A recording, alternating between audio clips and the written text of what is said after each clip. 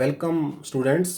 आज का हमारा टॉपिक रहेगा properties of solids and we are taking today magnetic properties of solids on the basis of the behavior of a solids towards external magnetic field. We have classified solids into different categories. First among them is diamagnetic solids.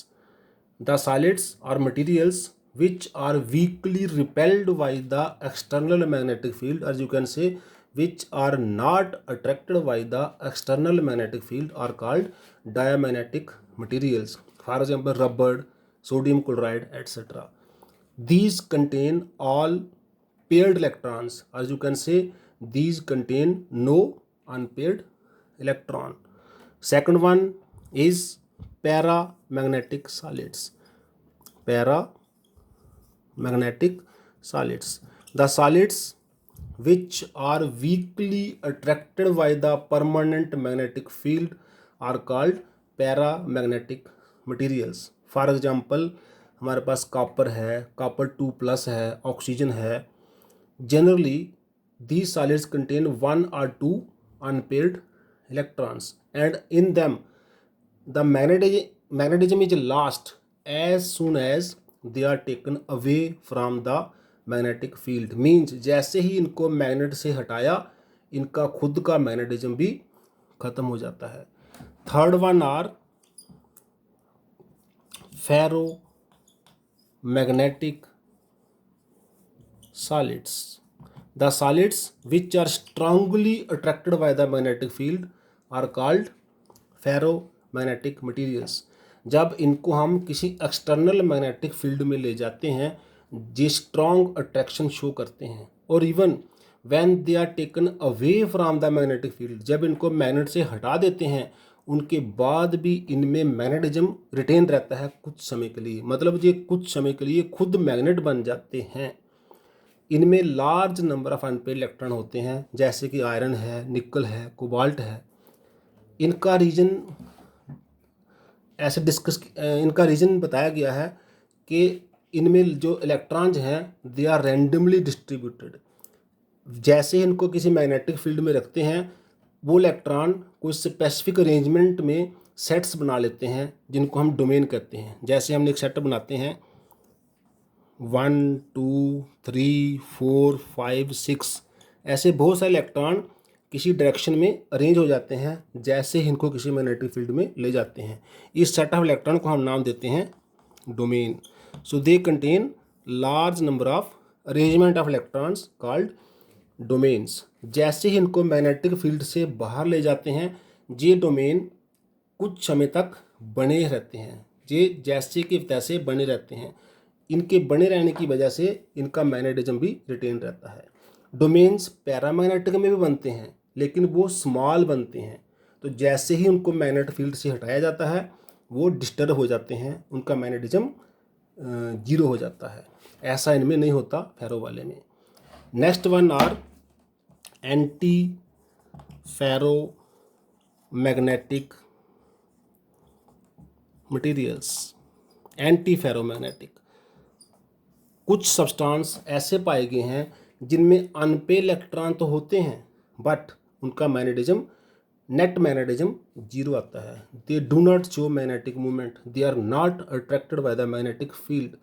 ऐसा इसलिए होता है कि उनमें भी domains होते हैं, लेकिन डिफरेंट लोकेशन के डोमेन में equal number of parallel and anti parallel electrons होते हैं. हम एक ट्राई करते हैं.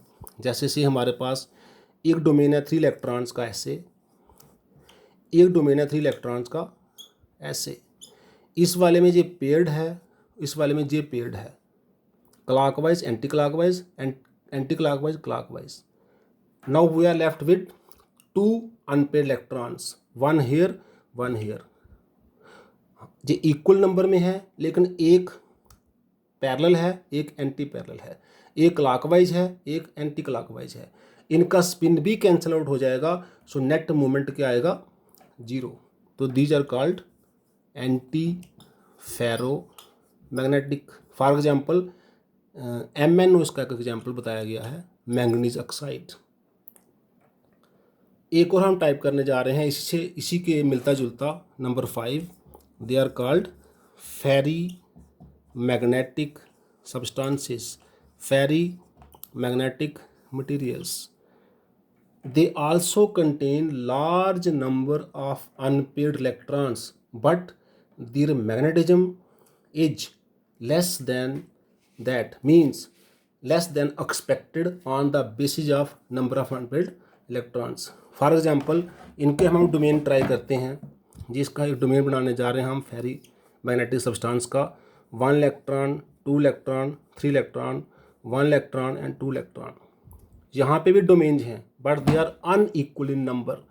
जे वाला कैंसल आउट हो जाएगा पैरेलल एंटी पैरेलल, जे वाला इससे कैंसल आउट हो जाएगा, जे वाला लेफ्ट आउट हो जाएगा, जे बच जाएगा। इस इलेक्ट्रॉन की वजह से इनमें स्मॉल मैग्नेटिक मूवमेंट आ जाएगा।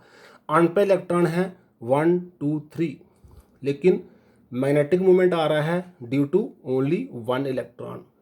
सो anti ferromagnetic and ferrimagnetic both contain domains. With anti ferro में क्या होता है, डोमेन्स में पैरेलल और anti parallel electrons equal in number होते हैं, और फेरी में क्या होता है, डोमेन्स में पैरेलल और anti parallel electrons unequal in number होते हैं। जैसे कि Fe3O4 है, फेरी फेरोक्साइड एक इसकी एग्जाम्पल है Fe3O4, और इवन फेराइट्स वो वो फेरी मैग्नेटिक मटीरियल्स हैं। सो अगर सारे इलेक्ट्रॉन पेयर्ड हों, मैग्नेट उसको अट्रैक्ट ना करे, डायमैग्नेटिक। अगर थोड़े इलेक्ट्रॉन अनपेयर्ड हों, वो स्लाइटली अट्रैक्ट हो मैग्नेट की साइड, पैरामैग्नेटिक। और मैग्नेटिज्म तभी तक रहे जब तक उसके में फील्ड प्रेजेंट है, पैरामैग्नेटिक। अगर स्ट्रांगली अट्रैक्ट हो, फेरोमैग्नेटिक। अगर इलेक्ट्रॉन अनपेयर्ड हों लेकिन अट्रैक्शन ना हो, मीन्स मैग्नेटिज्म जीरो हो, एंटी फेरोमैग्नेटिक। और अगर स्मॉल मैग्नेटिक मूवमेंट हो as expected on the basis of unpaired electrons, तो फेरी मैग्नेटिक मटेरियल्स। अब हमने हर टाइप में इलेक्ट्रॉन्स की बात की है, कहीं इलेक्ट्रॉन सारे पेयर्ड हैं, कहीं पेयर्ड अनपेयर्ड हैं। हम इलेक्ट्रॉन्स की बात क्यों कर रहे हैं, क्योंकि बेसिकली इलेक्ट्रॉन्स ही रिस्पॉन्सिबल हैं फॉर शोइंग मैग्नेटिक बिहेवियर और magnetic properties. Basically electron is a charged particle और you can say moving charged particle. Electron एक ऑर्बिटल मोशन कर रहा है और एक स्पिन मोशन कर रहा है। One is orbital motion and another one is spin motion. Electron एक चार्ज्ड पार्टिकल भी है, इसके ऊपर नेगेटिव चार्ज होता है, और हमने फिजिक्स में जो डिटेल में पढ़ा हुआ है, any moving charge induces some magnetic field. क्योंकि इलेक्ट्रॉन एक मूविंग चार्ज है, therefore it also induces a tiny magnetic field due to orbital motion as well as spin motion. तो इन्हीं मोशन की वजह से जब बहुत से इलेक्ट्रॉन का जो मैग्नेटिक मूवमेंट है वो एड अप हो जाता है, we get net magnetic movement, because magnetic movement is a vector quantity. ये एक वेक्टर क्वांटिटी है, इसलिए जब सारे इलेक्ट्रॉन का मैग्नेटिक मूवमेंट का हम वेक्टर सम लेते हैं, we get net magnetic movement. लेकिन हम ये भी जानते हैं किसी भी एटम के जो इलेक्ट्रॉन्स हैं, they are arranged in parallel anti parallel manner. Means अगर एक इलेक्ट्रॉन क्लॉकवाइज है तो दूसरा एंटी क्लॉकवाइज है, स्पेशली इन फील्ड शेल्स। जितने भी फील्ड शेल्स होते हैं उसमें जितने इलेक्ट्रॉन क्लॉकवाइज होते हैं उतने ही इलेक्ट्रॉन एंटी क्लॉकवाइज होते हैं, उनका वेक्टर सम 0 आ जाता है।